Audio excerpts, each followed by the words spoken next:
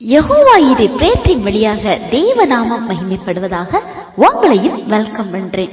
பிரியமானவர்களே, வாழ்க்கையில சோர்வுகள் பாடுகள் வரும்போது என்னதான் வாக்குத்தத்தங்கள் கொடுக்கப்பட்டிருந்தாலும் இதுக்கு மேல என் வாழ்க்கையில ஒரு மாற்றமா ஒரு ஆசீர்வாதமானு நினைக்கிறோம்.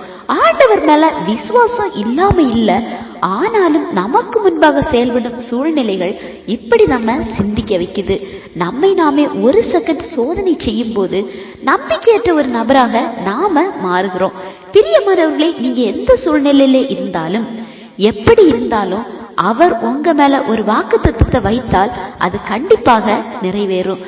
ஏன்னா ஆதியாகமம் 18:14 படி கர்த்தரால் ஆகாத காரியம் உண்டோ என்று பார்க்கிறோம். கர்த்தர் ஆபிரகாமிடம் ஒரு குமாரனை தருவேன்னு சொல்லும் போது சாராள் நகைக்கிறாங்க. ஏன்னா சரீர பிரகாரமான சில காரணங்கள்னால. ஆனால் படைத்த தேவனுக்கு இதெல்லாம் ஒரு விஷயமே கிடையாது.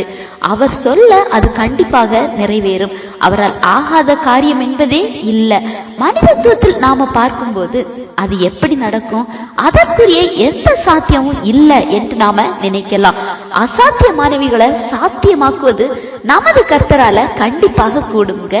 இந்த உலகத்தின் பார்வையில நடக்காத சகலத்தையும் அவர் செய்யும் வல்லமை உள்ள தேவன். ஆனா அதற்கு நமது அவிசுவாசம் ஒரு தடையாக காணப்படக்கூடாது.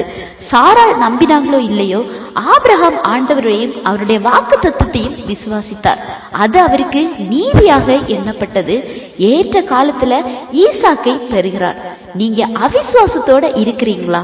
இது சாத்தியமில்ல, இது முடியாது அப்படி நீங்க நினைச்சுக்கிட்டு இருந்தீங்கன்னா இனிமேல் விசுவாசத்தோடு சொல்லுங்க, என் கர்த்தரால் ஆகாத காரியம் உண்டோ அப்படின்னு.